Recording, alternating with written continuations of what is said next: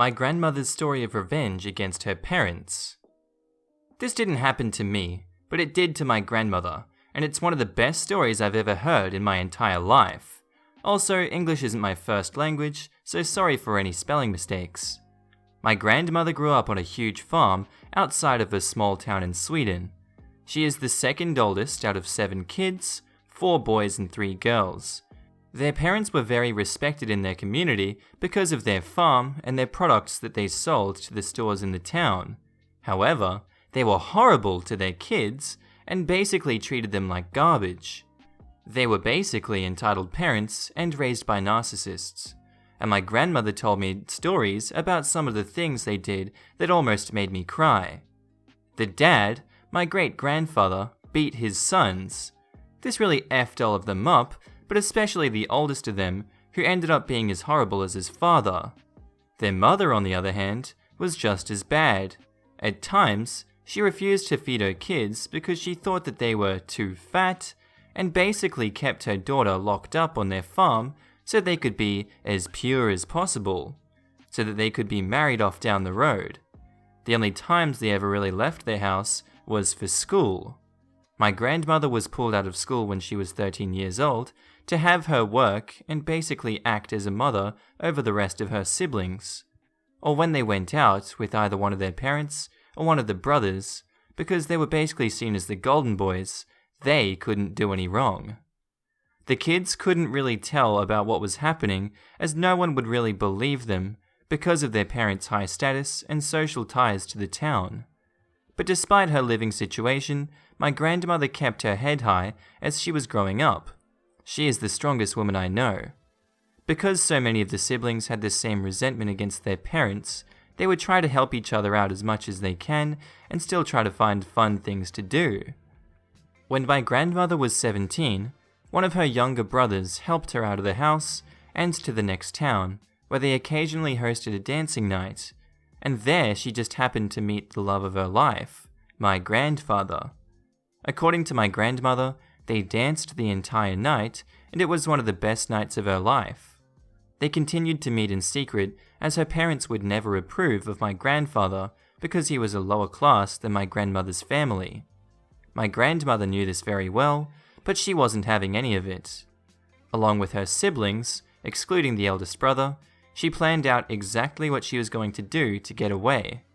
Now, her mother owned this ridiculously expensive crystal duck. We are talking insanely expensive for this time period.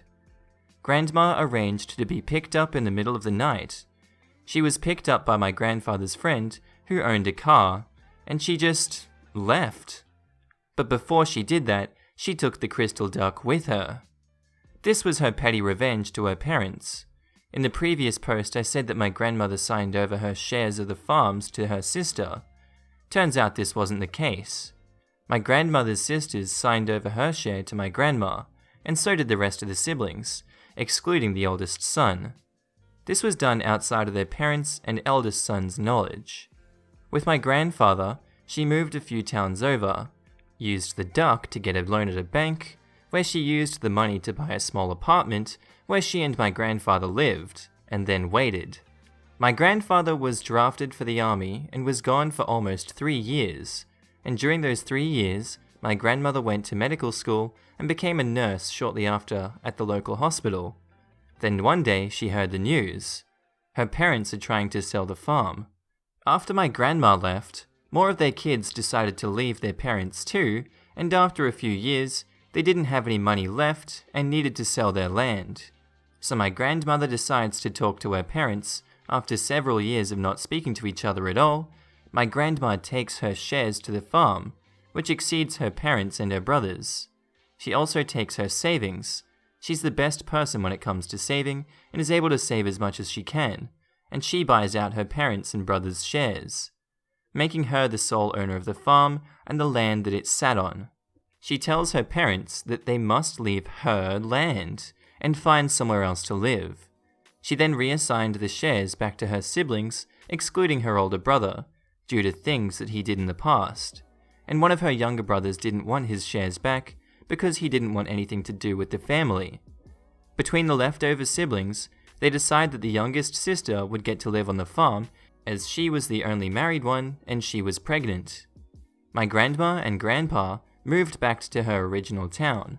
They got married, and shortly after they had my dad. To this day, none of the siblings know what happened to the crystal duck. And oh god, the arguments they've had about it over the years, and the sly grin that would always form on my grandmother's face whenever someone mentioned it is priceless. My grandma didn't talk to her parents again after that. She didn't know where they lived or what they did after they moved out of the farm. Her mother tried to reach out to her when my dad died, but she didn't care, and later found out that her mum died a few years later. She didn't attend any of their funerals. She did find out where they are buried, mostly so she'd know where not to be buried. We've all been told by her that if they bury me at that graveyard, I'm coming back to haunt all of you. My grandma and grandpa were married 56 years before my grandfather passed away, and every year on their anniversary, they went back to where they first met, where they still host monthly dances to dance. Our next story was posted by user Cadus456, titled Summer Camp Revenge. This is my first post here, so apologies if something is out of whack. This happened close to 20 years ago, so my memory of certain parts is a bit hazy. It's a long story with some twists and turns, but the payoff is worth it. Now buckle up, because we're going for a ride. Background: I'm 16 and about to graduate high school. 2 weeks before the end of class, I get approached by a teacher and offered a position at summer camp. We'll call this teacher Hiram. Now, Hiram is a family friend, as both my parents are teachers within the same school board, and of quite a bit of seniority. Hiram's focus was on troubled kids who couldn't function and succeed in a normal curriculum. He created a program within my high school to help these kids succeed learning trades. I was not one of his students, but I crossed paths with him in and outside of school. The job I'm being offered is as a waiter at an upscale Jewish summer camp. It consisted of setting up each dining hall before a meal, serving food to the kids and staff, and then cleaning the dining hall after and prep for the next meal. My direct boss would be the head waiter, who was supposed to be reporting to the camp assistant director. The pay was good, and I was to get 6 days off in the 7 weeks that I'd been up there. I figured why not? I'll get away for the summer, make some money, and I was able to use the camp facilities in between shifts. I get hired, and I'm given my start date, which is about 3 days before my prom. Hiram, of course, knows this, and assures me that the camp has a policy of allowing paid time off for proms, so not to worry. The story. I get up to the camp, meet the people I'm going to be working with, and discover that, while I am a waiter working for the camp, the kitchen is run by a catering company that the camp has contracted out to handle all the food purchasing and prep. The caterer/owner, who we'll call Dickon, hires his own staff to stock the food, cook it, and manage all the dishes. Now, Dickon has this stock boy, who we'll call Clarence, and he's Dickon's right-hand man. Dickon is late 30s, and Clarence is late 20s. Remember this. Dickon and Clarence give us a tour of the kitchen, and then sit us all down for a chat. Dickon explains that the kitchen is his kingdom, and if we look out for him, he'll take care of us. He tells us to take any issues we have and day off requests to Clarence. I'm a bit confused at this point, because this is not what I've been told, and I've always been a by-the-book person. I figured I'll play ball though, because I want to make a good impression, and approach Clarence to let him know my prom and that I'll be taking 2 days off for it. Clarence then looks me up and down, says he can't let me take 2 days, but he might be willing to let me have 1 if I can prove to be a hard worker and team player. I'm like, WTF? This is not what I was guaranteed, and I'm not missing my prom. I decide the best course of action is to go speak with the head waiter to clear this up. Turns out he was useless and did whatever Clarence and Dickon told him to do. I went and spoke with Dickon, who said he'd think about it and get back to me. At this point I'm like, frick this, I don't work for you, and go see Hiram. Now, one important thing to know is that Hiram and Dickon hate each other. Hiram manages the camp infirmary. One of his many jobs is to hire real bona fide doctors to treat the kids and staff.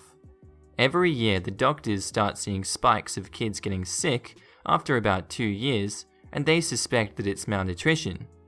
Haran is pretty sure that the malnutrition stems from the poor quality of the food coming out of the kitchen, and has voiced this many times to the camp director. Dickon, in retaliation, managed to turn quite a few waiters against Haram. The waiters were all former students of Haram's, and it hurt him a lot. Some of them would even go to work directly for Dickon in and outside of camp. Dickon also has a god complex, and doesn't like people telling him how to do things, and went after anyone who went to the camp directorship about anything. I go see Haram about my days off for prom. He gets this sour look on his face, and says he'll take care of it. The next day, the camp assistant director comes into the kitchen, speaks with Dickon and Clarence, then tells me my days off are approved and wishes me a good prom. I think great. Start working for the next few days, and then leave for prom. FYI, it ended on a really sour note, and my entire graduating class got kicked out of our hotel, but that's a story for another day. I get back up to camp, excited to get back to work, and forget about the crap show of prom, and things start off well. I'm a pretty extroverted person, so I make friends with the other waiters easily. And it turns out I was pretty goddamn good as a waiter, and quickly became the unofficial backup head waiter. Myself and one other waiter are managing an entire dining hall to ourselves, 30 plus tables, while the other 8 managed the second dining hall. We'd do our shifts, then head back to our bunks and chill during our time off, but we were actively discouraged from venturing out into the camp proper by Clarence. I thought this was weird, but since none of my new friends wanted to go out, I stayed in. What I did not know at this time was that while I was away, Clarence asserted his authority over the other waiters by pretty much treating them like crap unless they did what he wanted. They were keeping him happy so they didn't get stuck with the real crap jobs. Another thing that I did not know was that Clarence loved being the center of attention with the kids and hated someone taking that spotlight away from him. He'd be giving out cookies and snacks all the time, so the kids would come to see him and would go out during meals to get the kids to cheer for him. I love kids, so I'd be goofing around with them at the mealtime, having fun, doing things with the tables for the kids. I also start making friends with some of the actual camp staff, and this did not go unnoticed by Clarence, but also by the camp management. A waiter making friends with the staff was very uncommon at this camp. The staff were all from well-off Jewish families, most ex-campers, and the waiters were mostly frick-ups with attitude issues and were looked down on. Clarence and Dickon used this to keep the waiters away from the rest of the camp, and also keep what was going on in the kitchen quiet from the camp director. A few weeks into the camp, I get approached by the assistant director and get offered a position in the camp proper, working in a bunk to help oversee kids. I stupidly said no. I was enjoying what I was doing and didn't want to leave my new friends. At this point, no one had a day off. Clarence is holding them hostage to get people to do more crap work for him, and we're getting tired. No one wants to go talk to him though, because they're afraid that they'll get stuck cleaning out the garbage compactor, which is the worst job. I go speak with him and get flat out told that no one has earned a day off and not to ask again. At this point, I'm starting to lose my cool with Clarence. The fudging stock boy is not my boss, but is somehow refusing to let me take a day off and is treating my friends like crap. I was largely left alone up until this point. Around this time, Clarence pulls this stunt that crosses the line with me. All the waiters have rooms in a large trailer-like thing. Clarence comes in one evening, kicks everyone out of the trailer, and tells us he's going to search our rooms for stolen items. He puts on some rubber gloves and starts going through everyone's room one by one. People are freaking out, worried about what he's doing. So I get on the phone with Haram, and within 10 minutes, he and the assistant director come tearing over, demanding to know what's going on. He spins some BS about a cook complaining that something was stolen, and since no one admitted to the theft, he was searching our rooms. He's told to stop, that he doesn't have the authority, and any issues like that need to be brought to the camp director's attention. Once they leave, Dickon shows up, and him and Clarence sit us down and tell us when they find out who went to the director, they would be sorry. I'm thinking something needs to be done, but everyone is too afraid to go speak to the only people who can do something about it except me. I need ammunition and I need backup. I spent the night thinking and plotting and formed a plan. This plan would be rough on me, but the payoff was worth it. I knew I could count on Haram to back me up, but I needed something big for him to go to the camp with. His animosity with Dickon was well known in the camp, so it had to be something that couldn't be ignored. I had to push Clarence into doing something over the top. Step 1 was taking the spotlight away from Clarence with the kids and staff. I started venturing out into the camp, doing activities with the kids in my spare time, hanging out with the staff more, and doing bigger things during meals to entertain the kids and staff. They started coming to see me instead of him, and he hated it. I started getting the crappier jobs, having to stay later in the kitchen to clean. Things were working, but it wasn't enough. I needed to push things further. My participation in camp activities caught the eye of a few supervisors and program directors, and they started chatting with me and asking me to attend some of the bigger activities, which ticked off Clarence even more. Suddenly, my waiter friends are not talking to me very much, and some start getting hostile towards me. He started turning my friends against me, but still not enough. I need to pull out the big guns. I still haven't gotten a day off. Because I've become so visible in the camp, it's noticed that I haven't taken a day off. Program directors are curious about this, and I tell them it's been hard to get one. Boom! The assistant director gets involved, demanding to know why no one is getting a day off, and Clarence gets in crap. Days off are reinstated. Clarence is furious. I'm pretty sure I've pushed him far enough to do something stupid, I just didn't realize how bad it was going to be. After a meal service, and I'm done cleaning a dining hall, at this point I'm having to clean one by myself, when Dickon and Clarence pull me outside. They tell me that they know I'm the one that's been going to the camp directors, and that some people are ticked, and that if I don't keep my mouth shut and head down for the next few weeks, they could not guarantee my safety. These two motherfreakers just threatened a 16-year-old with physical violence. I'm freaking out, but I had my ammo. I go to Haram and tell him what happened. He's livid. Tells me he will do what he can, and to ask for a transfer to the infirmary immediately. I go request the transfer and tell the assistant director what happened. He's skeptical but will investigate. Tells me to keep my head down and he'll get back to me. 2 days later, Haram, the assistant director, and the camp director come storming into the kitchen. They grab Dickon and Clarence, take them to an office, and ream into them. They come to me next, tell me that today was my last day as a waiter, and that I would be starting in the infirmary the next morning doing triage. I get this massive send-off from the supervisors, PDs, and the assistant director, thanking me for being such a great waiter at my last service. And I spend my last couple of weeks working a great job with an offer to join the camp drama staff next summer. I'm happy and waiting to see what happens. Turns out that a massive investigation was launched. The camp director got involved after hearing about the threat and managed to get the other waiters to tell him what had been going on with Clarence. It was also discovered that the reason why Clarence was tearing people's rooms apart that night was because he lost some weed and thought someone had stolen it. Dickon was told that if he wanted to keep his contract with the camp, that Clarence would no longer be working for him here. He got fired. Clarence also worked with Dickon in school cafeterias. When word of what he did spread, he was not allowed to work in those cafeterias anymore thanks to Haram. Dickon was kept on a very short leash, moving forward, and the camp waiters were treated much better as a result. I stayed at the camp for another 5 years, eventually running their drama program. A few years later, I moved into my first apartment and started going to this little sandwich shop on the corner, and you'll never guess who worked there. Clarence. I don't know if he remembered me, but I enjoy having the POS make me sandwiches for years.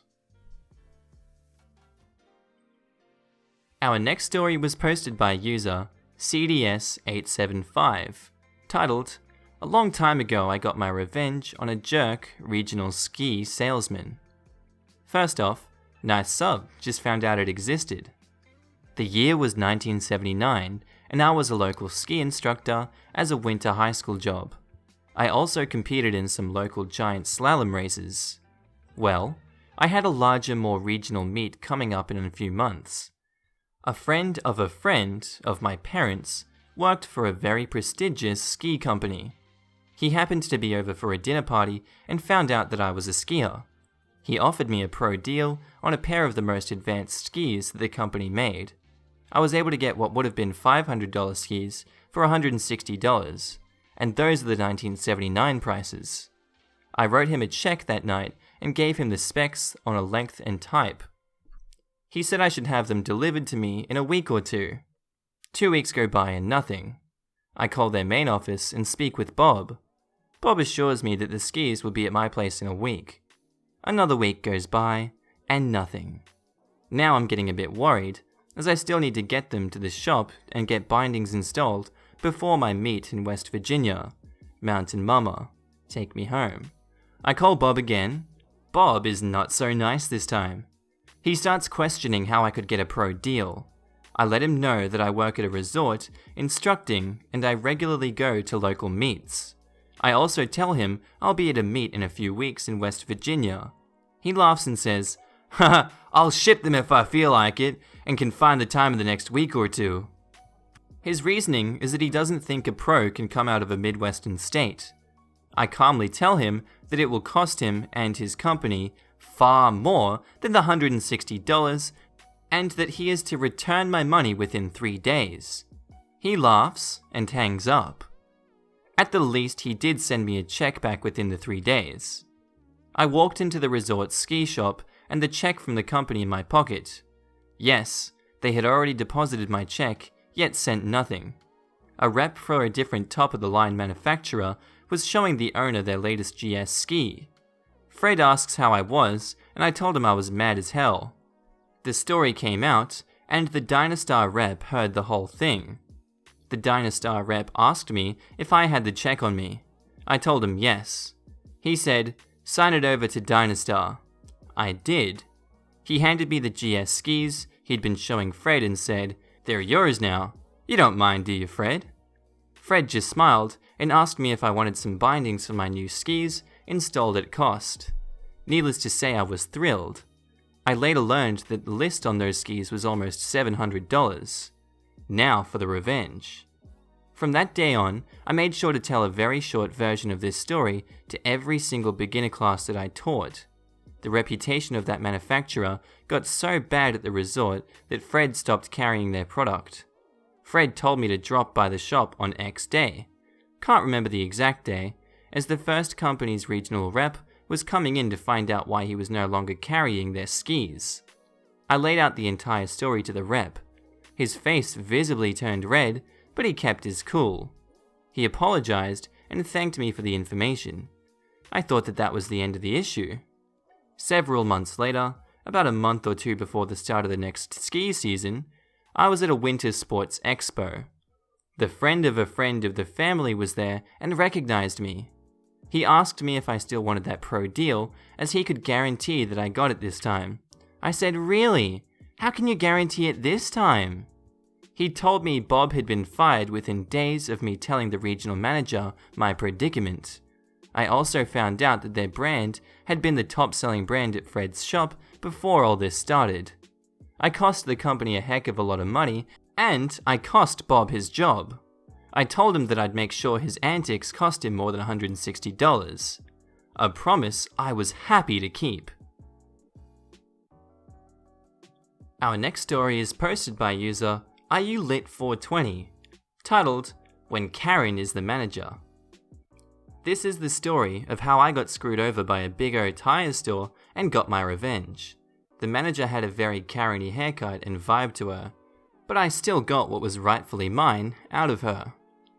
Back around 8,000 miles ago, I took my Ford Flex, which was in desperate need of some tread, to get new tires. I was a little low on money, so I took it to Big O Tires because I had a credit card for the franchise from buying tires there before. Everyone around will tell you that anytime you bring your car in, they will inevitably find some work that needs to be done to try and get more money out of you. I wish I had known this sooner. I went in, and the manager was the one to help price me tires and find the right ones for me. My Flex has 19-inch rims on it, so the tires that go to them are very expensive, but I was paying on a card, so I didn't care. I found the tires I wanted and opted for a good tire that would last me at least 60,000 miles. I asked her to put the tires on and do an alignment after they get them fitted. Then I go sit down in the waiting area and wait for the job to be complete. I'm sitting in the waiting area when a greasy mechanic comes out of the shop and starts looking around. He goes, "Who's got the Ford Flex?" I do. "We went to do your alignment and we found that your inner and outer tie rods are all bad, all the way around, and you need new rear lateral arms. It'll cost around $1,300 to do it here, but we can do it.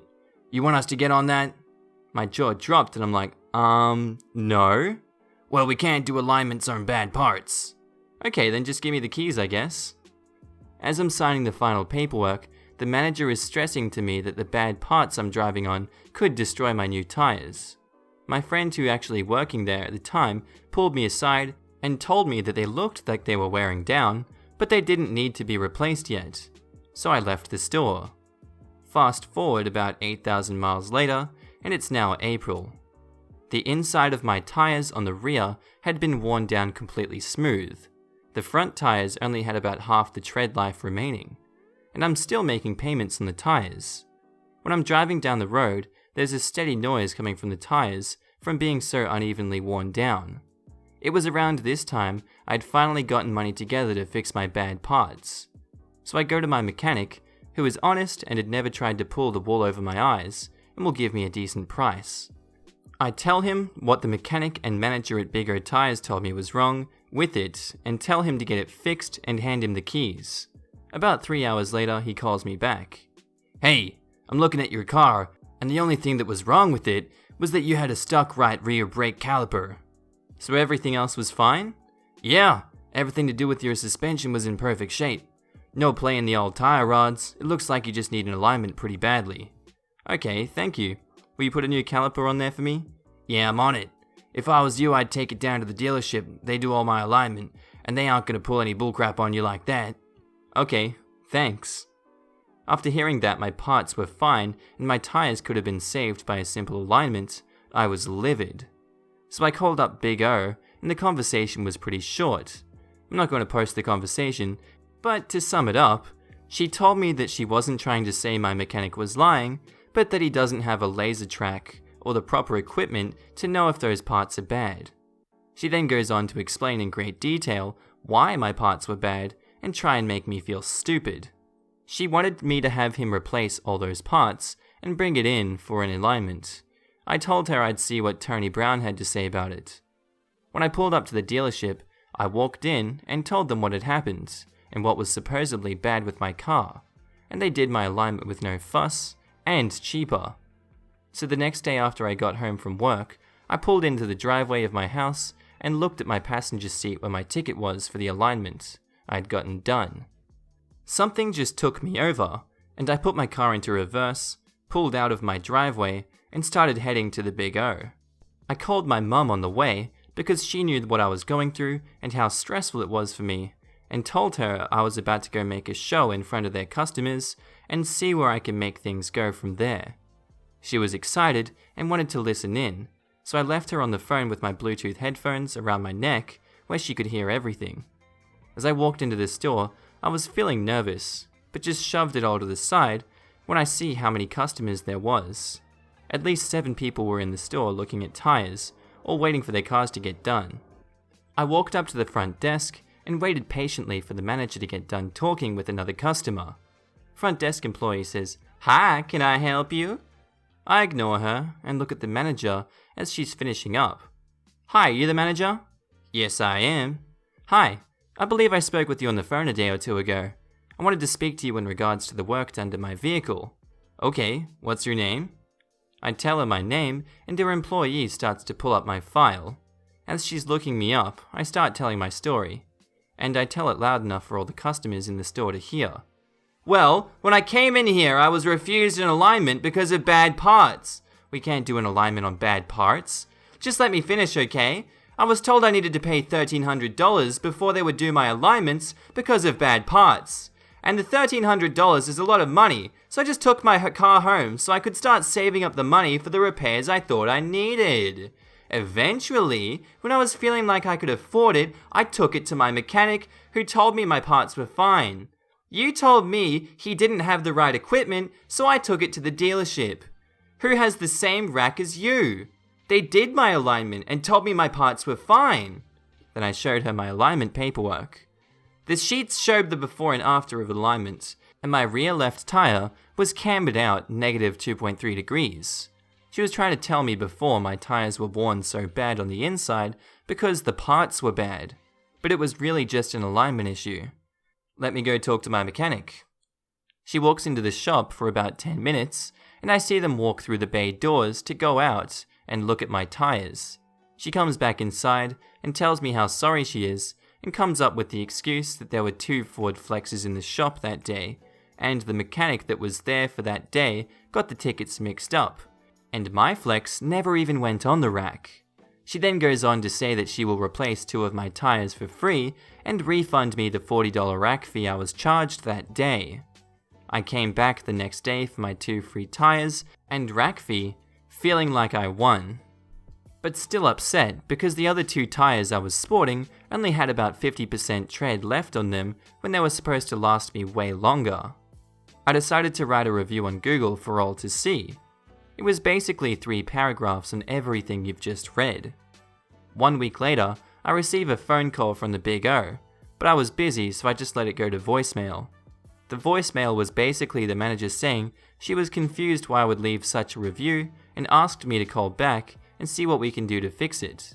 After I was free, I called her back. Hey, I missed your call. Yes, I just seen your Google review this morning and my jaw dropped. I thought that everything was okay after we gave you 2 free tires and refunded your track fee. And now you've left this review saying never be back except for your free rotations while they last? What can we do for you to just take the review down? I was upset because while I got 2 of my tires fixed, I'll have to end up replacing those other tires well before my new ones, when they should have all been the same tread to begin with. So if I give you 2 more free tires, will you remove the review? We just don't want to have to deal with corporate, and if anyone reads that, it'll lose us customers. Yeah, sure. I'll remove it as soon as the tires are on my rims. I'll have them here tomorrow then. So I stop in and get 2 more free fitted tires for my vehicle. I couldn't stop smiling the whole time I was signing the paperwork. The second manager even told me because I'd come back in so much that she was giving me a free oil change next time I came into the store.